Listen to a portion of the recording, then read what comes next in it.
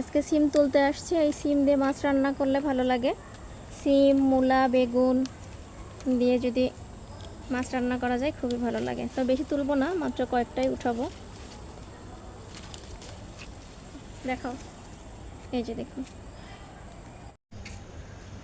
এই যে দেখুন সিম গাছেও আমি খাবার দিতে চলে আসছি। এই যে এগুলো ভাতের মার আর চাল ধোয়া পানি দেই, কিন্তু এটা শুধু চাল ধোয়া পানি। আর একটা গাছের গোড়া আছে সেখানে, এই যে দেখুন।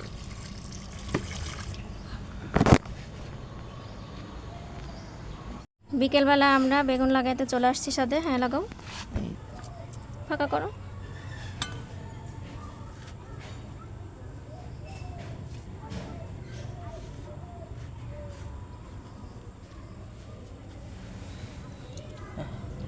না বেঁচে যাবে। কচুর শাক কেটে নিচ্ছি। এখন সিজন শেষ, এখন আর কচু হবে না। কচুগুলো উঠিয়ে দিয়ে এখানে আমি ডাঁটা লাগাই দিব।